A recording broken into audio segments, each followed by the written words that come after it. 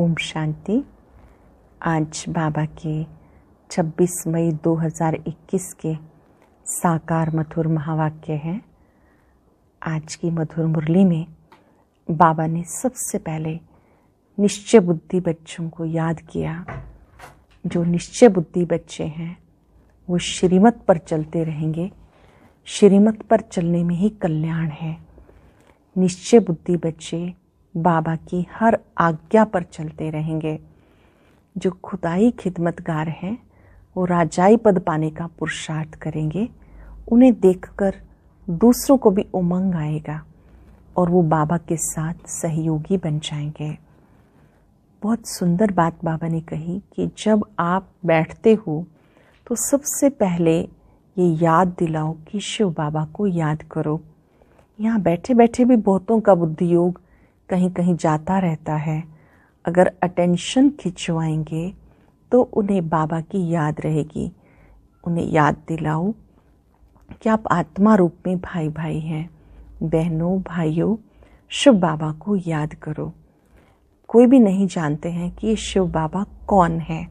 भक्ति मार्ग में भी पुकारते हैं, उनकी बुद्धि में तो लिंग आएगा, लेकिन अब हम सब ने जाना कि वो ज्योति स्वरूप बाबा ज्ञान के सागर, शांति के सागर हैं, प्यार के सागर हैं। भक्ति मार्ग में जब बुद्धि योग देवी देवताओं की तरफ जाता है तो भी उनको ये पता नहीं है कि इनको ऐसा किसने बनाया। धर्म संस्थापक को भी याद करते हैं, अब वो आत्माएं कहाँ चली गई ये बात कोई भी नहीं जानते हैं। तो बाबा आकर समझा रहे हैं आज कि बच्चे आपको फिर से देवता बनना है तो उसके लिए बाबा के राइट हैंड बनो, बाबा के कार्य में सहयोगी बनो। उमंग होना चाहिए कि हम बहुतों को रास्ता बताएं, बाबा का संदेश दें। अगर राइट हैंड बनकर सेवा करेंगे और कोई कुटुंब के कुटुंब सेवा में लग जाते हैं तो बहुत आगे जा सकते हैं। जन्मते ही राजा तो कोई नहीं होता है, पुरुषार्थ करना होता है। यहाँ भी बाबा कहते हैं आप पुरुषार्थ करेंगे, आपको देखकर औरों को भी उमंग आएगा। आपने मनुष्य को देवता बनाने की ये सेवा अवश्य करनी है। साथ साथ बाबा ने ध्यान खिंचवाया कि जब अंतिम समय होगा उस समय कुछ कर नहीं सकेंगे, केवल साक्षात्कार होगा। और बहुत सी आत्माएं पश्चाताप करेंगी कि हमने पुरुषार्थ क्यों नहीं किया। हम कर सकते थे पर उस समय क्या करेंगे, तब तो बाबा ने कहा वक्त ही बीत गया होगा। जैसे प्रदर्शनी में शुरू में चित्र दिखाते थे, आप क्या बनेंगे, बैरिस्टर बनेंगे, इंजीनियर बनेंगे या देवता बनेंगे। ये बात सबको बतानी है कि मनुष्य से देवता बनाने वाला बाबा इस समय आया है। हमारा बाबा सो आपका बाबा। अब आप उसे याद करो तो आप देवी देवता बन जाएंगे। कोई तो राजाई पद पाने का पुरुषार्थ करते हैं, कोई प्रजा में चले जाते हैं, कोई चंडाल बन जाते हैं। ये समझने की बात है कि इस पुरुषार्थ से पूरी राजधानी बन रही है। तो उस राजधानी में हम उच्च पद पाएं, उसका पुरुषार्थ करना है और परिवार के परिवार सेवा में लग जाएं तो बड़ा वंडर ही हो जाए। याद दिलाया बाबा ने, आप आत्माएं सच्ची सीता हो। आपको सदा मर्यादाओं की लकीर के अंदर रहना है। जब आप लकीर के अंदर रहते हैं, श्रीमत का पालन करते हैं, खुद को केयर करते हैं तो आप सदा चीयरफुल रहेंगे। अगर श्रीमत की लकीर से पांव बाहर आ जाता है, बुद्धि बाहर चली जाती है, तो बाबा ने कहा लकीर से बाहर जाते ही आपकी खुशी गायब हो जाती है। इसलिए मर्यादा पुरुषोत्तम आत्माओं को सुबह से लेकर रात्रि तक सब नियम मर्यादाओं का पालन अवश्य करना है। ये याद रखना है कि शिव बाबा राम की मैं आत्मा सच्ची सच्ची सीता हूँ। सेवा करनी है, सेवा की अति में नहीं जाना, साथ साथ स्वयं का पुरुषार्थ अवश्य करना है। याद पर बाबा ने बहुत ध्यान खिंचवाया कि बाबा को याद करते रहो। निश्चय बुद्धि बच्चे बाबा को बहुत प्यार से याद करते रहेंगे। आज हम अभ्यास करेंगे, मैं मर्यादा पुरुषोत्तम आत्मा हूँ, मुझे श्रीमत की लकीर के अंदर रहना है। याद का पुरुषार्थ करते रहना है। अब सुनते हैं मुरली विस्तार से। बाबा कहते, मीठे बच्चे निश्चय बुद्धि बन, बाप की हर आज्ञा पर चलते रहो। आज्ञा पर चलने से श्रेष्ठ बनेंगे। निश्चय बुद्धि बन, बाबा की हर आज्ञा पर चलते रहो। आज्ञा पर चलने से श्रेष्ठ बनेंगे। कुछ न किन बच्चों को सच्चा सच्चा खुदाई खिदमतगार कहेंगे, किन बच्चों को कहेंगे कि बाबा के सच्चे सच्चे मददगार हैं, जो राजाई पाने का पुरुषार्थ करते हैं और दूसरों को भी आप समान बनाते हैं। ऐसे ईश्वरीय सेवा पर लगने वाले बच्चे सच्चे सच्चे खुदाई खिदमतगार हैं।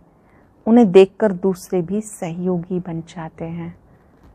जो खुद राजाई पाने का पुरुषार्थ करते हैं, दूसरे भी उनके मददगार बन जाते हैं, सहयोगी बन जाते हैं। ओम शांति। तुम जब यहाँ बैठते हो तो सबको कहना है, शिव बाबा को याद करो। जब भी बैठते हैं मुरली सुनने के लिए, बाबा को याद करके ही मुरली सुननी होती है, ताकि हमारी एकाग्रता की शक्ति बढ़े, ग्रहण शक्ति बढ़े। बैठते ही सबको कहना है कि शिव बाबा को याद करो। ये तो तुम जानते हो, शिव बाबा है, उनके मंदिर में भी जाते हैं, परंतु ये कोई भी नहीं जानते कि शिव बाबा कौन है, सिवाय तुम बच्चों के। तो शिव बाबा की याद दिलानी है। यहाँ बैठे कईयों का बुद्धि योग कहीं कहीं भटकता रहेगा, इसलिए तुम्हारा फर्ज है याद दिलाना। भाइयों बहनों, बाप को याद करो, जिस बाप से वर्षा मिलना है। भाइयों बहनों, बाप को याद करो, जिस बाप से वर्षा मिलना है। तुम अब सच्चे भाई बहन हो। वो तो सिर्फ मेल फीमेल के कारण भाई बहन कह देते, लेक्चर्स में भी ऐसे कहेंगे, ब्रदर्स एंड सिस्टर्स। वो हैं भाई बहन शरीर के नाते से। यहाँ वो बात नहीं। यहाँ तो आत्माओं को समझाया जाता कि अपने रच्यता बाप को याद करो, उससे वर्षा मिलना है। अपने रच्यता बाप को याद करो, उनसे वर्षा मिलना है। फर्क है ना, भाई बहन अक्षर तो कॉमन है। यहाँ बाप बच्चों को कहते, मुझ बाप को याद करो। वह शिव बाबा है रूहानी बाप, प्रजापिता ब्रह्मा है जिस्मानी बाप। तो बाप दादा दोनों कहते हैं, बच्चे बाप को याद करो और कहीं भी बुद्धि योग ना जाए। बाप को याद करो और कहीं भी बुद्धि योग ना जाए। बुद्धि बहुत भटकती है। भक्ति मार्ग में भी ऐसा होता है। श्री कृष्ण के आगे व किसी भी देवता के आगे बैठते हैं, माला फेरते हैं, बुद्धि कहाँ कहाँ भागती रहती है। देवताएं कौन हैं, उनको ये राजाई कैसे मिली, कब मिली, किसी को पता नहीं। ये देवी देवताएं कौन हैं, उनको राजाई कैसे मिली, कब मिली, किसी को पता नहीं। सिख लोग जानते हैं, गुरु नानक ने सिख पंथ स्थापन किया, फिर उनके गुरु पोतरे चलते आते, वह पुनर्जन्म में आते रहते। ये बातें कोई जानते नहीं। सदैव थोड़े ही गुरु नानक जी को याद करेंगे। अच्छा समझो, गुरु नानक को व बुद्ध को, कोई भी अपने धर्म संस्थापक को याद करते हैं, परंतु ये किसी को पता थोड़ा ही है कि अभी वो कहाँ है। हर एक अपने धर्म संस्थापक को याद करते हैं, मगर ये पता नहीं कि अब वो कहाँ है। वो तो कह देते ज्योति ज्योत समाया, वाणी से परे चले गए, वह कह देते कृष्ण हाजिरा हजूर है, जिधर देखो श्री कृष्ण ही श्री कृष्ण है, राधे ही राधे है, ऐसा कहते रहते। बाबा बैठ समझाते, तुम भारतवासी देवता थे, तुम्हारी सूरत मनुष्य की, सीरत देवता की थी। देवताओं के चित्र तो है ना, चित्र ना होते तो ये भी समझते नहीं। राधे कृष्ण के साथ फिर लक्ष्मी नारायण का क्या संबंध है, ये बाबा आकर समझाते हैं।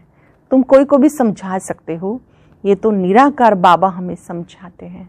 ये सारी बातें निराकार ज्योति स्वरूप शिव बाबा हमें समझाते हैं। वास्तव में निराकार तो सब हैं। आत्मा निराकार है, फिर इस साकार द्वारा बोलती है। निराकार तो बोल ना सके, तुम समझा सकते हो। हमारा बाबा सो तुम्हारा बाबा है। आप सबको बता सकते हो, हमारा बाबा सो आपका बाबा है। शिव बाबा ज्ञान का सागर, शांति का सागर है, बेहद का बाप है। उनको भी शरीर तो चाहिए ना। खुद कहते मैं इस ब्रह्मा तन में आता हूँ, तभी तो इस ब्राह्मण धर्म की स्थापना हो। ब्रह्मा द्वारा रचना होती है ब्राह्मणों की, तो बाप ब्राह्मण बच्चों को समझाते, दूसरा किसी को नहीं समझाते, बच्चों को ही समझाते हैं। ऐसे नहीं कि हम शिव बाबा के बच्चे हैं इसलिए भगवान है, नहीं, बाप बाप है, बच्चे बच्चे हैं। हाँ, जब बच्चा बड़ा हो, बाप बने, बच्चे पैदा करे, तब बाप कहा जाए। इनके तो ढेर बच्चे हैं ना, बच्चों को समझाते। जो निश्चय बुद्धि हैं, निश्चय बुद्धि बाप की आज्ञा पर चलेंगे क्योंकि श्रीमत से श्रेष्ठ बन सकते हैं। जो निश्चय बुद्धि बच्चे हैं वो आज्ञा पे चलेंगे क्योंकि श्रीमत से श्रेष्ठ बन सकते हैं। अब तुम जानते हो हम उन देवताओं जैसे बन रहे हैं। जन्म जन्मांतर हम देवताओं की महिमा गाते आए, अब हमें श्रीमत पर ऐसा बनना है। राजाई स्थापन होनी है।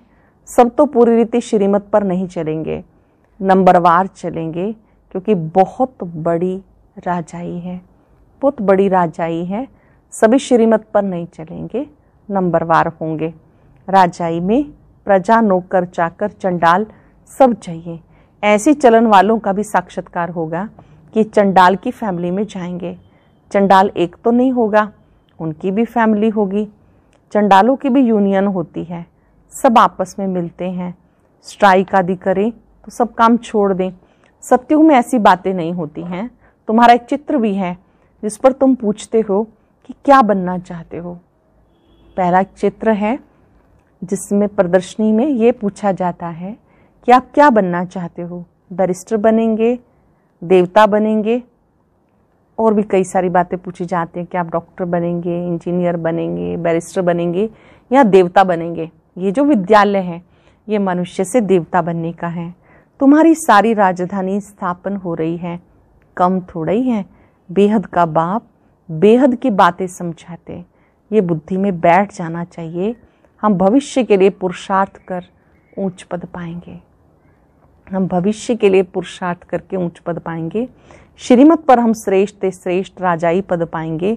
फिर दूसरों को जब आप समान बनाएं तब कहा जाए खुदाई खिदमतगार। अटेंशन, पहले स्वयं चलना है श्रीमत पर, फिर दूसरों को भी बनाएं, राजाई स्थापन करने में मददगार बनाएं, योग्य बनाएं, तब कहा जाए खुदाई खिदमतगार। किसका कुछ भी छिपा नहीं रह सकता, आगे चल सब मालूम पड़ेगा। इसको ज्ञान का प्रकाश कहा जाता है। रोशनी मिलती जाती, मनुष्यों को कुछ पता थोड़ा ही पड़ता। बॉम्ब्स भी अंदर बनाते रहते हैं, कोई भी चीज़ रखने के लिए थोड़े बनाते हैं। पहले पहले तलवार से लड़ाई चलती है, फिर बंदूक बनाई काम में लाने के लिए, रखने के लिए नहीं। समझते भी ऐसे मौत होगा।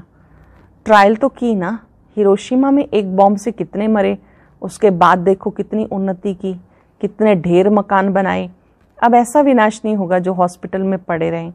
हॉस्पिटल आदि तो रहेंगे नहीं, इसलिए अर्थक्वेक आदि इकट्ठी होगी। कुदरती आपदाओं को कोई भी रोक नहीं सकता। कहते हैं ये सब ईश्वर के हाथ में है। अब तुम बच्चे समझते हो विनाश तो होना ही है, अकाल पड़ना है, पानी नहीं मिलेगा, सो तो तुम जानते हो कोई नई बात नहीं है। ये सब होना कोई नई बात नहीं, कल्प पहले भी ऐसा हुआ था। कल्प का ज्ञान कोई में है नहीं। कहते क्राइस्ट से 3000 वर्ष पहले पैराडाइज था। फिर शास्त्रों में कल्प की आयु लाखों वर्ष लिख दी। कोई का भी अटेंशन नहीं जाता, सुनकर फिर अपने धंधे में लग जाते। तो बाबा बच्चों को समझाते, इम्पॉर्टेंट बात नोट करेंगे, बाबा बच्चों को समझाते जल्दी जल्दी पुरुषार्थ करो, याद में रहो तो खाद निकलती जाएगी। मुख्य बात है बाबा को याद करना, याद करेंगे तो खाद निकलती जाएगी। तुम्हें यहाँ ही सतो प्रधान बनना है, नहीं तो सजाएं खाकर फिर अपने अपने धर्म में चले जाएंगे। श्रीमत भगवान की मिलती है, श्री कृष्ण तो राजकुमार है, वह क्या किसको मत देंगे। इन बातों को दुनिया में कोई भी नहीं जानते। श्रीमत कौन देता है ये बात कोई भी नहीं जानते। प्यार से समझाना है कि शिव बाबा को याद करो, बहुत प्यार से सबको ये मैसेज देना है, शिव बाबा को याद करो। शिव बाबा खुद कहते हैं माम एकम याद करो, वो भी कल्याणकारी है। और संग तोड़ एक संग जोड़ना है। एक बाबा को याद करना है और संग तोड़ एक संग जोड़ना है। तुम हो भारत का बेड़ा पार करने वाले, बाबा को याद करना है और स्वदर्शन चक्र ध्यान में रखना है। बाबा को याद करना है, स्वदर्शन चक्र ध्यान में रखना है, शिव बाबा के साथ यहाँ पार्ट बजा रहे हैं, फिर जाना है। बाबा समझाते सच क्या है, झूठ क्या है। सत्य एक है, बाकी सब है झूठ। लंका में रावण था, एक की बात है क्या? सत्युग त्रेता में तो ऐसी बात होती नहीं। ये सारी दुनिया के मनुष्य नहीं जानते रावण कौन, लंका कौन सी। मनुष्य इन बातों को नहीं जानते। ये सारी मनुष्यों की दुनिया लंका है, ये है ही रावण राज्य।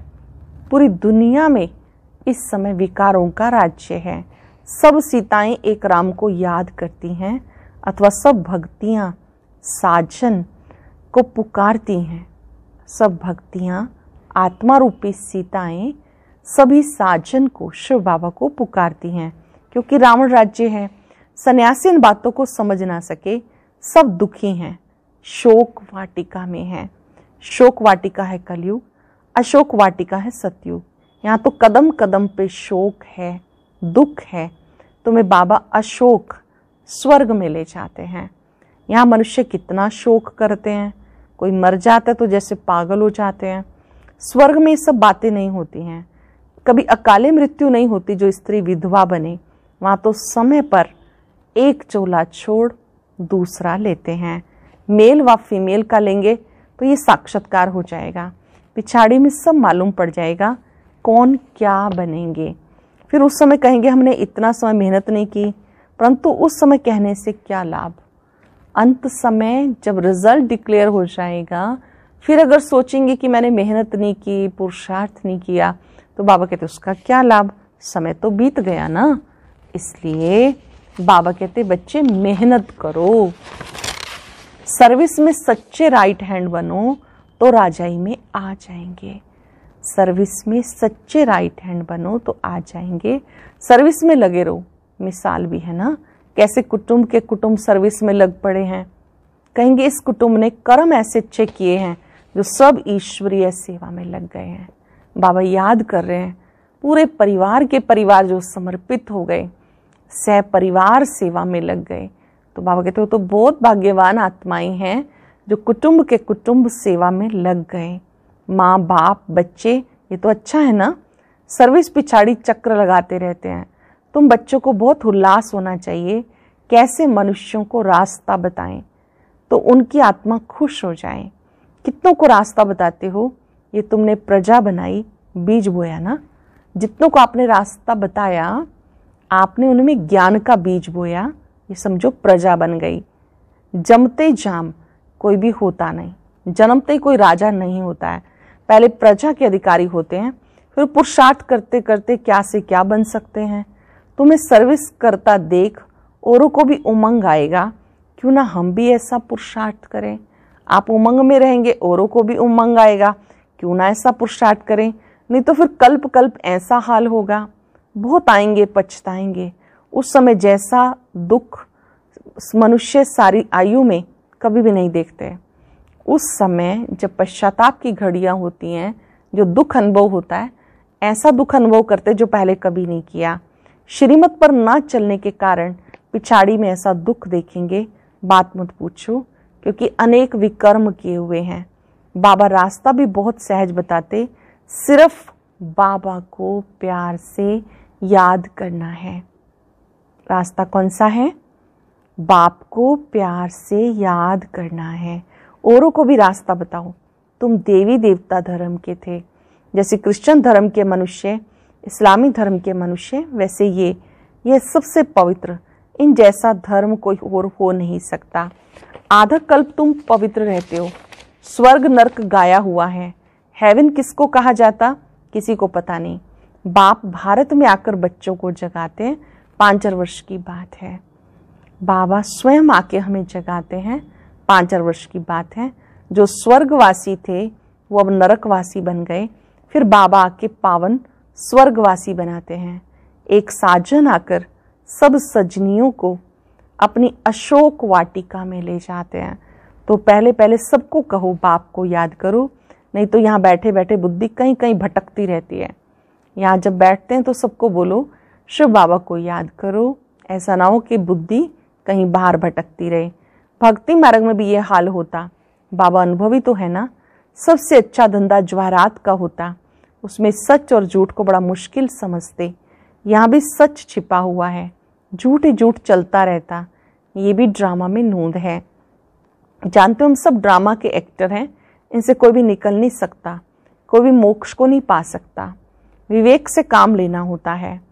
पार्ट में चलते ही जाते, फिर कल्प के बाद वही पार्ट रिपीट करेंगे। तुम देखेंगे कैसे मनुष्य मरते हैं। विनाश होना है। सब आत्माएं निर्वाण धाम में चली जाएंगी। सब आत्माएं निर्वाण धाम अर्थात शांति धाम में चली जाएंगी। ये बुद्धि में ज्ञान है। सर्विस पर लगे रहने से बहुतों का कल्याण होगा। सारा परिवार ज्ञान में लग जाए तो बड़ा वंडर ही हो जाए। सारा ही परिवार सेवा में लग जाए तो बड़ा वंडर हो जाए। अच्छा, मीठे मीठे सिक्किलदे बच्चों प्रति माता पिता बाप दादा का याद प्यार गुड मॉर्निंग। रूहानी बाप की रूहानी बच्चों को नमस्ते। रूहानी बच्चों की रूहानी बाप दादा को नमस्ते, गुड मॉर्निंग। शुक्रिया बाबा, शुक्रिया। धारणा के लिए सार। पहली पॉइंट है, पिछाड़ी की दर्दनाक सीन से व दुखों से छूटने के लिए अभी से बाबा की श्रीमत पर चलना है। आप समान बनाने की सेवा श्रीमत पर करनी है। सर्विस में बाबा का राइट हैंड बनना है। आत्मा को खुश करने का रास्ता बताना है। सबका कल्याण करना है। आत्मा को खुश करने का रास्ता बताना है, सबका कल्याण करना है। वरदान है, सदा मर्यादाओं की लकीर के अंदर रहने की केयर करने वाले मर्यादा पुरुषोत्तम भव।